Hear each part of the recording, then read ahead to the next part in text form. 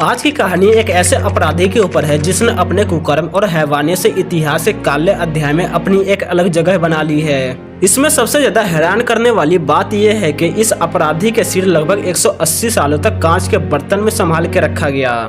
लेकिन सवाल यह बनता है कि आखिर इस खुखार अपराधी के सिर को संभाल कर क्यों रखा गया। आगे हम जानेंगे इस वीडियो में। मेरा नाम है सुमित सिंह, तो चलिए कहानी को शुरू करते हैं। इस अपराधी का नाम डियागो एल्वेस था। इसका जन्म सन 1810 में स्पेन के गलेसिया शहर में हुआ था। डियागो जब 19 साल का हुआ तब उसके माँ बाप ने नौकरी करने के लिए पुर्तगाल की राजधानी लिस्बन भेज दिया।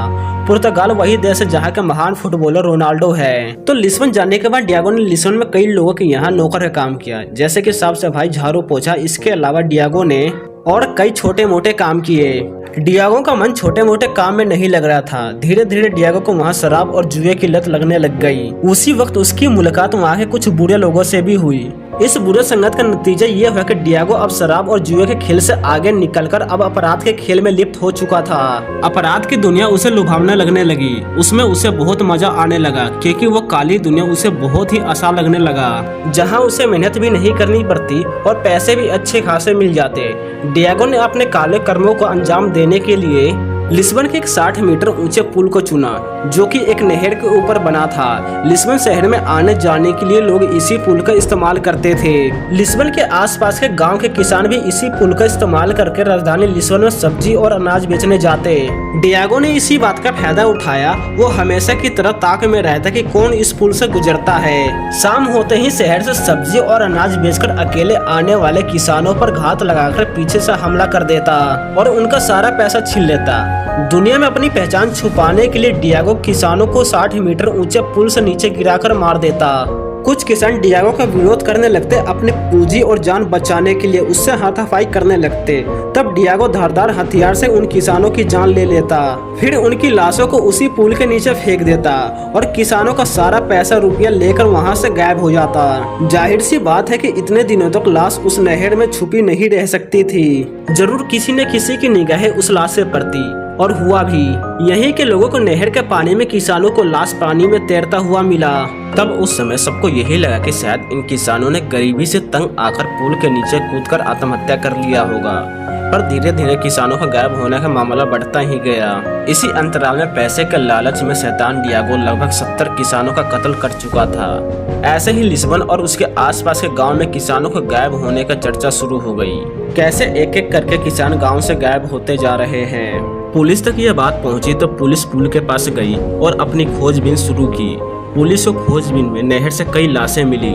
पुलिस ने इन लाशों की जांच करवाई। शुरुआती जांच में पुलिस को यह पता चला कि इन किसानों ने आत्महत्या किया है, क्योंकि किसानों की लाश से पुलिस को किसी भी हथियार से हुए घाव के निशान नहीं मिले, जिससे ये साबित हो सके कि इन किसानों पर हमला करके मार डाला है। बाद में यह दावा गलत साबित हो गया, क्योंकि बाद में पुलिस को नहर से कुछ ऐसी लाशें मिली जिन पर धारदार हथियार से कई सारे वार किए गए थे। किसानों के शरीर पे मिले इन घाव के निशान से पुलिस को यह लगने लगा कि इन किसानों ने आत्महत्या नहीं की, बल्कि इनको बहुत ही बेरहमी से हत्या किया गया है। इसके बाद इन घटनाओं को अंजाम देने वाले कातिल की खोज में पुलिस ने दिन रात एक कर दिया।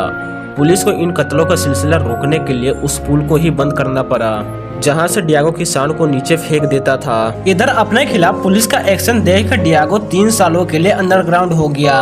उसके अंडरग्राउंड होते ही कत्ल का सिलसिला रुक गया। पुलिस कातिल की खोज में बहुत हाथ पैर मारे, पर कातिल का एक भी सुराग पुलिस के हाथ नहीं लगा। आखिरकार पुलिस हार मान के शांत बैठ गई। कहा जाता है कि एक बार किसी को बुरे काम की आदत लग जाती है तो वो छूटते नहीं छूटती। पुलिस के डर से 3 सालों तक अंडरग्राउंड डियागो एल्वेस के दिमाग में शैतानी कीड़ा कुलबुलाने लगा। डियागो को ये लगने लगा कि किसानों को मारकर रुपया पैसा छीनने में इतनी आमदनी नहीं है, तो क्यों न अपने कुकर्म और हैवानियत को और बढ़ाया जाए। इसके लिए डियागो ने एक गैंग बनाया, खुद उस गैंग का सरदार बन गया और इस गैंग में छोटे मोटे चोर, तंगहाली झेल रहे गरीब और वहाँ के लफंगों को भर्ती किया। डियागो ने अपनी गैंग के लिए भारी मात्रा में हथियार इकट्ठा किया। इन 3 सालों के अंतराल में पुलिस उन किसानों की हत्या वाली पुरानी बात को भूल गई थी। इसी बात का फायदा उठाकर डियागो अपने गैंग के सदस्यों के साथ पैसे वाले लोगों को लूटने लगा और जहाँ भी लूटपाट करता वहाँ कत्लेआम मचा देता। लिस्बन में लगातार हो रहे इन चोरी और हत्याओं से वहाँ की पुलिस एक बार फिर से परेशान हो गई। डियागो इतना चालाक था कि पुलिस उससे हमेशा 2 कदम पीछे रहती। जब वो अपने कामों को अंजाम देकर वहाँ से भाग जाता तब पुलिस उस घटना स्थल पे पहुँचती है। यहाँ तक कि डियागो इतना शातिर था कि वह घटना स्थल पर अपने खिलाफ कोई भी सबूत नहीं छोड़ता जिससे पुलिस उसके गिरबान तक पहुंच सके। पर एक मशहूर कहावत है ना कि 100 दिन चोर के होते हैं तो एक दिन साहूकार का भी होता है। एक दिन डियागो ने अपने गैंग के साथ एक डॉक्टर के घर में धावा बोला। उसने घर में लूटपाट तो किया ही साथ उस घर के 4 सदस्यों को बड़े ही बेरहमी से मार डाला, फिर वहां से भाग गया। पर उस दिन डियागो की बदकिस्मती थी कि उस घर में डॉक्टर की 11 साल की बेटी मरियम डियागो के हैवानियों से जिंदा बच गई। उसने पुलिस के सामने डियागो और उसके साथियों की पहचान उजागर कर दी। पुलिस ने इस पर तुरंत एक्शन लिया। उसने लिस्बन में अपने खबरियों से संपर्क किया और खबरियों को डियागो और उसके साथियों को कदकाठी का खाका देकर शहर के चप्पे चप्पे पे तैनात कर दिया। आखिरकार पुलिस को एक बड़ी कामयाबी हाथ लगी। वह डियागो को उससे गुप्त अड्डे से पकड़ने में कामयाब हो गई। पुलिस ने जब डियागो को पकड़ा तो उसे यह नहीं पता था कि डियागो ही किसानों की हत्या के लिए जिम्मेदार है। पर पुलिस को यह संदेह जरूर हो गया कि डियागो पहले से ही अपराधी टाइप का आदमी है, क्योंकि कोई भी आदमी अचानक से इतना बड़ा हत्यारा नहीं बन सकता। पुलिस ने जब उसकी हिस्ट्री पता की और डियागो पर सख्ती दिखाई तो पुलिस को यह जानकर हैरानी हुई कि डियागो ही वो शैतान है जो कुछ मामूली पैसे के लिए गरीब असहाय किसानों को पुल से नीचे फेंक कर मार देता था। डियागो ने पुलिस के सामने अपना सारा गुनाह कबूल कर लिया। यह मामला अदालत में गया, जहां डॉक्टर की 11 साल की बेटी मरियम ने डियागो के पूरे गिरोह के खिलाफ अदालत में गवाही दिया। इस गवाही की बदौलत डियागो ने किसानों की बर्बर हत्या और खुद के कबूलनामे के आधार पर अदालत ने डियागो को फांसी की सजा सुनाई। साल 1841 में उस बेरहम और क्रूर हत्यारे को फांसी पर लटका दिया गया। पर डियागो एल्वेस की कहानी अधूरी थी। उस समय वैज्ञानिक पुर्तगाल में फेनोलॉजी यानी कि मस्तिष्क के विज्ञान के ऊपर शोध कर रहे थे।